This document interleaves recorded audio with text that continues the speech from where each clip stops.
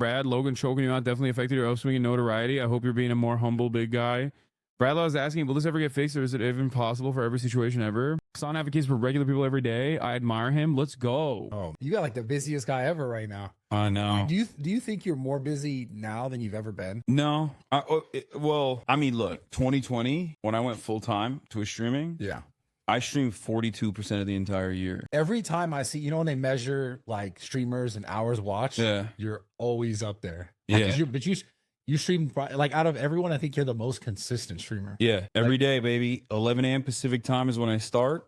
And then I go to like 8 p.m. usually. And did you always talk about politics? Yeah. When I first started originally, I did it because I was at the Young Turks back then. And I was like, I want a place where I can just like have my own thing. Cause like working under somebody else, like they just do whatever they want. Right. Yeah.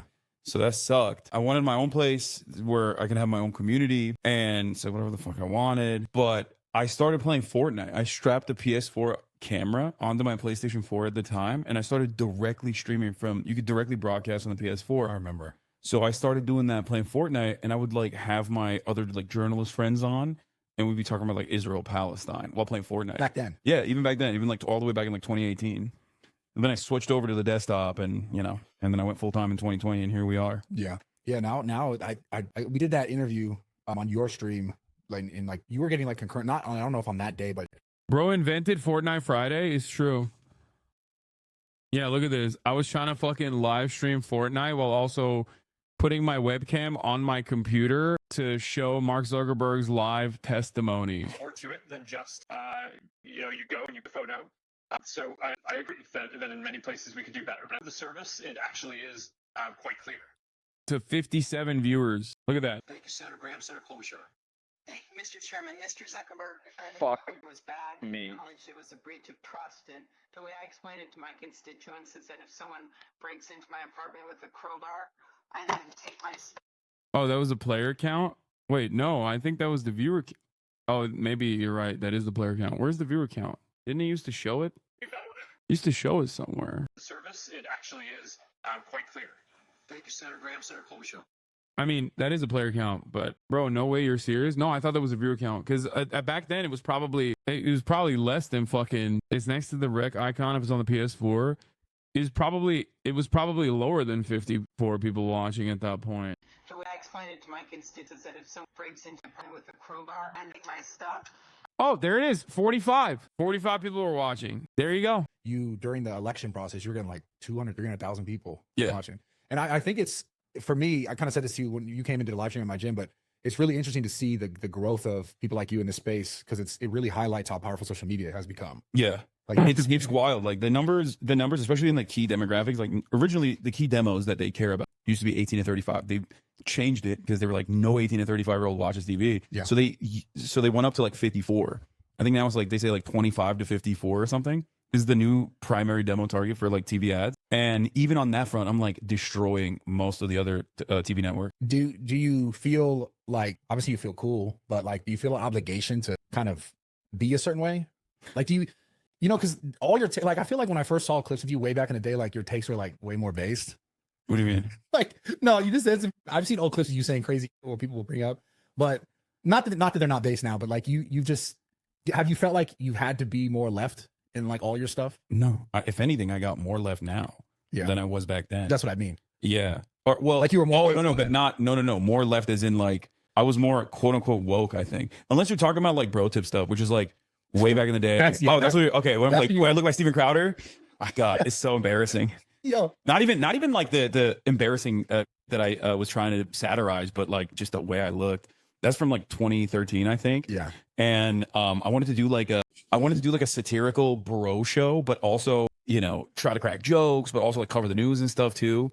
But very quickly I was like, this is not, like, this sucks. Yeah. And then we deleted them, and then people resurfaced them, and they always love bringing it up to be like, see, you used to say that. And I'm like, yeah, I mean, I'm pretty open about it. Like I definitely was like way more misogynistic. I used to definitely have transphobic takes. Yeah. Like, and I believe, well, that wasn't it, but that wasn't like that kind of, I just wanted to, oh, okay, that's what you meant when you said base. Yeah. No, I didn't like become more cognizant of like the media environment. Like I organically became less transphobic. I met trans people. I started questioning why I care so much about trans people. That was like, I think that was one of the major things for me. It was like, what the do I care about this? Like, I don't really understand why this is like something that I should even worry about. Like, whatever, let people do whatever they want. And I think that's like, that was the spark in my brain. But it wasn't like it wasn't a deliberate attempt or anything. It was just like an organic thing. Yeah, organic evolution. Yeah. But in terms of like saying more left that I suspect people don't like, in terms of like, you know, saying we shouldn't be involved in, you know, bombing the global south and things like that. I think I'm much more But is that really a left take? Yeah, it's the OG left take.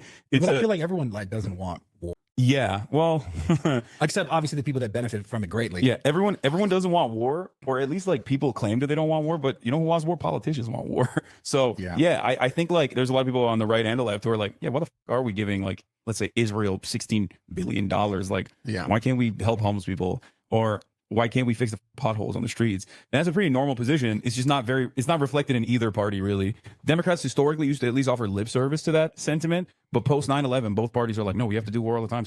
But I mean, it just sucks because like the more I get into politics is because like I felt like in the last few years, I just couldn't avoid it. Mm-hmm. The more I'm just like, does this ever really change? It just seems like a cycle of like, especially now with the, not necessarily you specifically, but the social ecosystem that's created around now politics, where it's like, anyone will say anything to get, you know, some sort of sensational response where it's like they can say something about whether it's trans people or gay people or black people or some racist thing. It's like, people do this now, and whether any ounce of merit to it, which in most cases there's zero, but it's like they do it now because the algorithm, the like. Yeah, no, for sure.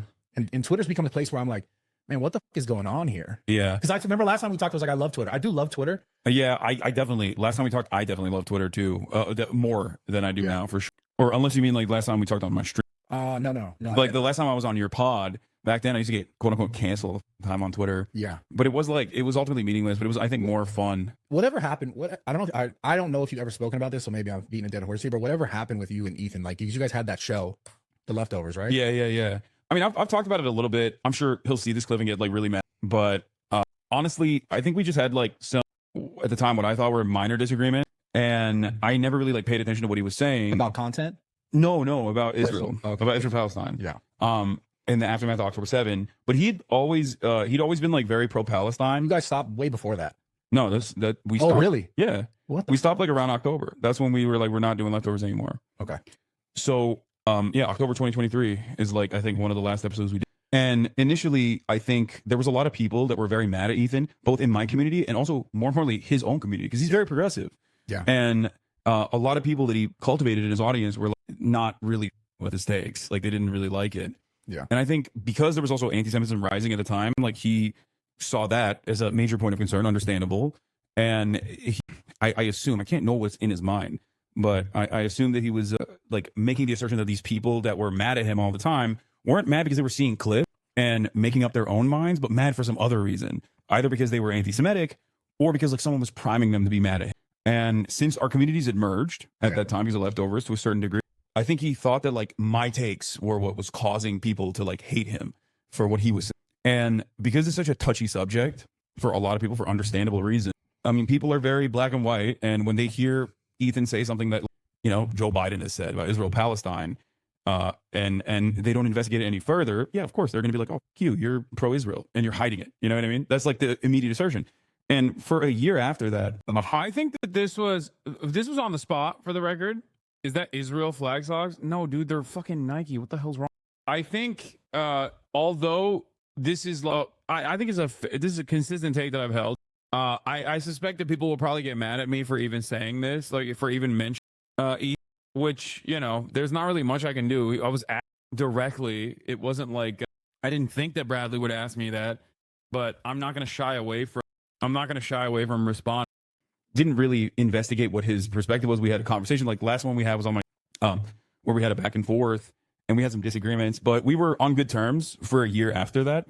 And then recently, I forget what it was. I think it was after Israel like decided to invade Lebanon, where I was talking about Hezbollah, which is the militant group in Lebanon. It's the Shia militant group. It's a part of the parliament as well. It's classified by the American government as a state terrorist organization.